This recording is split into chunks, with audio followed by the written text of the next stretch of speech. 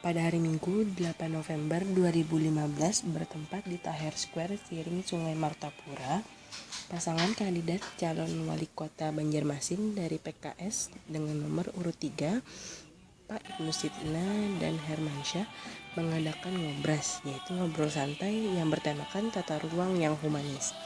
Dalam acara yang rutin diadakan setiap minggu ini, Pak Ibnu terlihat sendiri.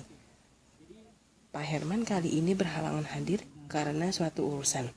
Walau tanpa wakil beliau yang menemani, acara tetap berjalan dengan lancar, tanpa kendala yang berarti.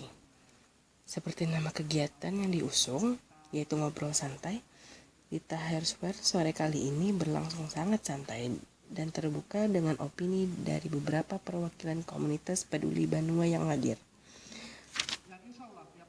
Pak Ibnu Sina mengatakan bahwa ngobras atau ngobrol santai seperti ini perlu untuk diadakan rutin untuk menggali info dari masyarakat baik yang dalam bidangnya ataupun masyarakat awam.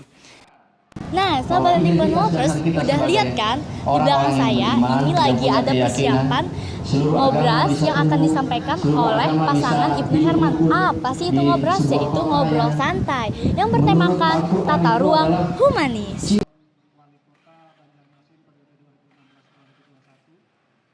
Action. Mau tahu kelanjutannya? Yuk ikutin saya. Ayo. Dan calon wakil wali kota Banjarmasin periode 2016-2021, kemudian Pak Hermansyah yang juga berhadir, kawan-kawan dari komunitas yang kita undang pada hari ini, planologi dan arsitek, komunitas-komunitas yang care terhadap persoalan Banjarmasin, yang insya Allah pada hari ini kita kembali mengadakan ngobrol santai bersama pasangan calon wali kota dan wakil wali kota Banjarmasin, yang insya Allah tiap tahun akan menjadi istihad bagi kami untuk terus kita laksanakan sebagai bagian membangun kota Banjarmasin yang lebih baik ke depannya. Setiap minggu. Setiap minggu. Terima kasih kawan-kawan hadirin, para peserta yang berhadir pada sore hari ini. Tema kita pada hari ini adalah tentang tata ruang yang humanis. Maka bagi kita Kota Banjarmasin, selain sudah ujur dalam usia, tetapi dalam penanganan tata ruang kotanya masih banyak hal-hal yang harus kita benahi ke depan. Nah, untuk itu kita menghadirkan pasangan Ibnu Sina dan Hermansyah dalam rangka ingin menggali mimpi-mimpi beliau 5 tahun ke depan, bagaimana Banjarmasin ini akan kita bangun, akan kita kelola berdasarkan masukan-masukan dari setiap kita stakeholder yang ada di Kota Banjarmasin. Tata ruang kota yang humanis saya kira sudah diatur dalam peraturan-peraturan yang dalam skala nasional, kemudian perda dan lain sebagainya. Itu sudah cukup banyak, tetapi yang paling tidak yang penting hari ini kita akan diskusikan adalah bagaimana mengefektifkan segala aturan-aturan ini menjadi mimpi kita bersama agar 5 tahun ke depan Kota Banjarmasin menjadi lebih baik lagi. Karena berdasarkan data dari survei Ikatan Ahli Perencanaan Indonesia tahun 2014, Muslim Livable City Index, ternyata persepsi kenyamanan warga kota di seluruh Indonesia, Banjarmasin tidak termasuk dari 5 besar, bahkan 10 besar. Nah, ini yang menjadi pertanyaan kita, bagaimana, apa dan bagaimana kita membawa Kota Banjarmasin 5 tahun ke depan. Untuk itu sudah hadir bersama kita Pak Ibnu Sina untuk membeberkan mimpi-mimpi beliau 5 tahun tentang tata ruang yang humanis ini, bagaimana kita laksanakan. Kepada Bapak kami persilakan. Dibaca ya. Baik, bismillahirrahmanirrahim. Assalamualaikum warahmatullahi wabarakatuh. Waalaikumsalam.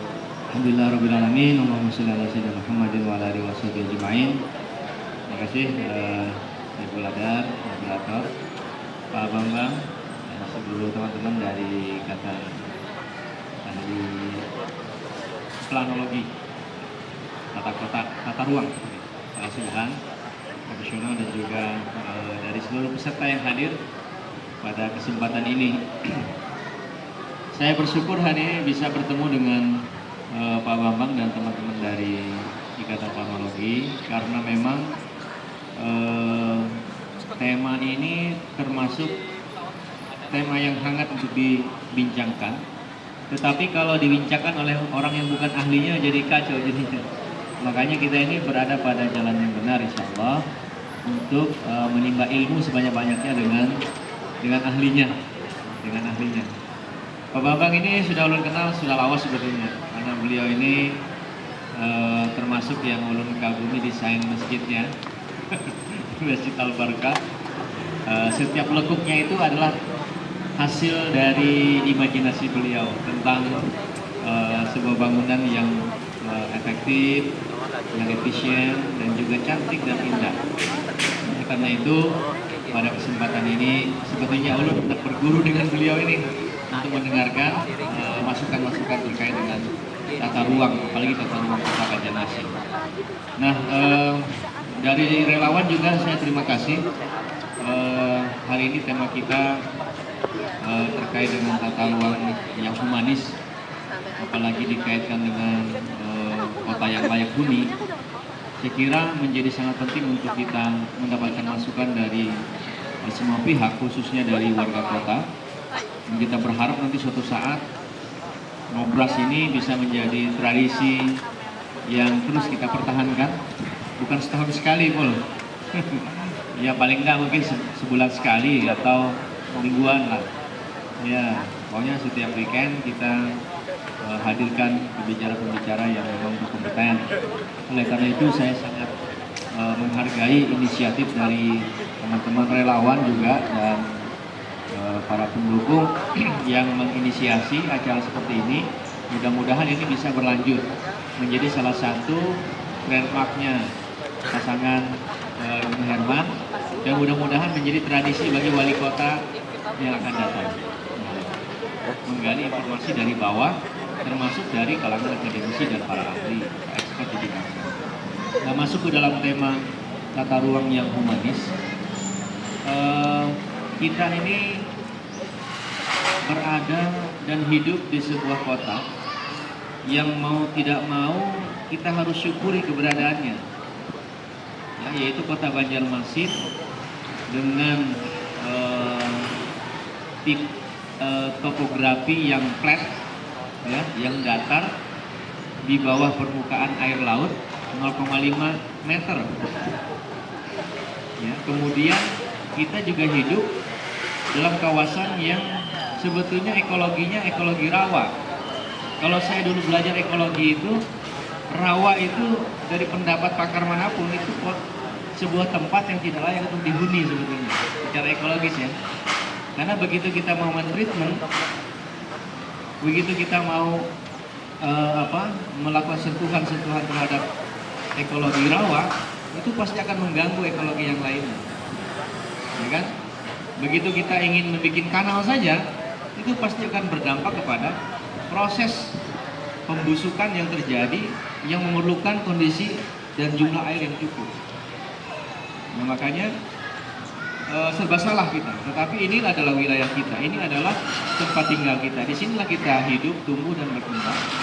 Mau tidak mau kita harus mencintai kota ini, mau tidak mau kita harus berdamai dengan keadaan ini untuk menjadikan kota ini menjadi kota yang layak.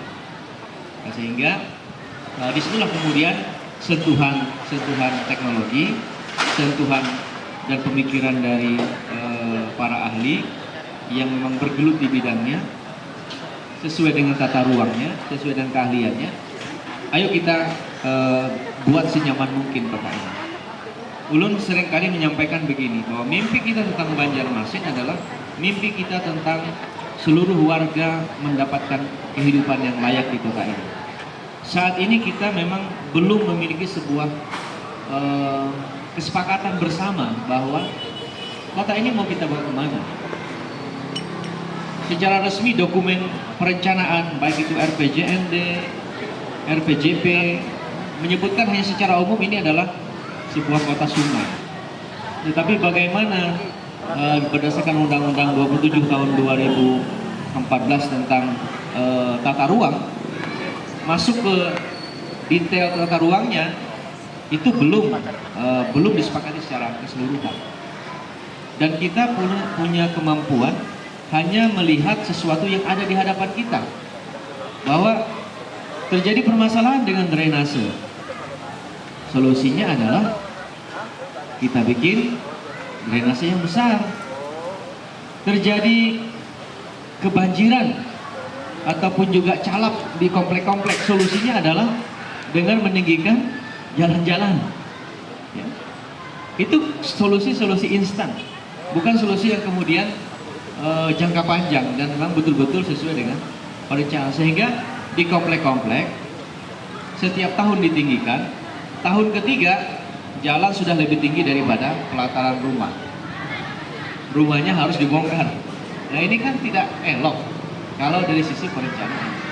Makanya kami berharap apapun mimpi kita tentang Banjarmasin, seorang manajer kota, mayor of city itu harus bisa mengakomodir semuanya, sehingga menjadikan kota ini menjadi kota yang layak huni, kota yang layak untuk ditinggali, layak hidup, layak anak dan sebagainya.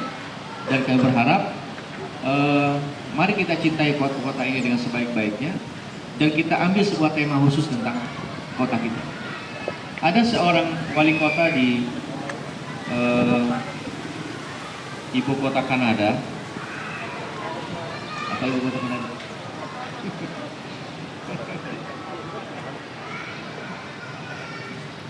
Copenhagen. Bukan ibu kota. Copenhagen di Kanada. Wali kota Kanada itu bilang begini. Kota Copenhagen ini adalah kota untuk bekerja dan bermain. Ada sebuah tema yang kemudian diambil oleh wali kota, bahwa disinilah kita bekerja, disinilah kita hidup dan untuk bisa bermain. Sehingga di setiap sudut-sudut kota ada tema-tema untuk bermain. Bahwa sudah seharian penuh kita bekerja sebagai karyawan kah, sebagai profesional kah dia, tetapi kemudian ada tempat-tempat yang untuk hangout ataupun juga untuk sekedar kalau lagi puasa ngabuburit gitu, menunggu buka puasa, nunggu beduk. Dan tempat-tempat itu kemudian dibikin secara tematis. Anak-anak juga dihargai sebagai sebuah komunitas kota yang harus dihargai. Kemudian masyarakat juga harus. Nah, untuk kota Banjarmasin, kira-kira temanya apa? Ya kan? Inilah sebuah kota yang harus kita maknai secara bersama-sama. Nah, oleh karena itu mimpi pasangan Ibnu Herman tentang ke depan ini tidak lepas dari mimpi warga kota Banjarmasin sesungguhnya. Ini kan hanya sebuah sarana saja ketika kita menghadapi pilkada atau pemilihan wali kota. Kedepannya betul-betul ini harus menjadi sebuah tidak hanya ujuk-ujuk kemudian menjadi sebuah tema kota, tetapi ini betul-betul berdasarkan penelitian, berdasarkan riset, berdasarkan aspirasi warga kota, bahwa kota ini sepakat mau dibikin seperti apa. Menghadirkan sepenggal Venesia di Banjarmasin, ataukah sepenggal Eropa di Banjarmasin, atau dulu. kepingan Harus surga di di-stop Banjarmasin. Belum kira ini menjadi tema yang hangat untuk kita bicarakan. Jadi saya kira itu dulu sebagai sebuah pengantar, dan kami berharap masukan dari banyak pihak terkait dengan menjadikan Banjarmasin sebagai kota yang memiliki tata ruang yang humanis, yang menghargai setiap sudut-sudut kemanusiaan warga ini, kemudian menjadi tempat yang layak untuk kita tinggali. Demikian, Assalamualaikum warahmatullahi wabarakatuh. Ya, sahabat Seniman Lovers, tadi udah pada lihat kan ulasan perbincangan Bapak Ibnu selaku calon wali kota Banjarmasin yang berkandidat nomor 3. Bagaimana beliau menjelaskan tentang tata ruang kota yang humanis? Bagaimana Seniman Lovers? Udah pada ada gambaran kan di tanggal 9 Desember nanti pemilihan pilkada. Gunakan hak pilih kalian dengan baik ya. Jangan sampai golput loh. Ingat, satu suara akan menentukan kota Banjarmasin di 5 tahun mendatang. Saya Nuja Putri dari Tahir Square. Ranting On TV mengabarkan.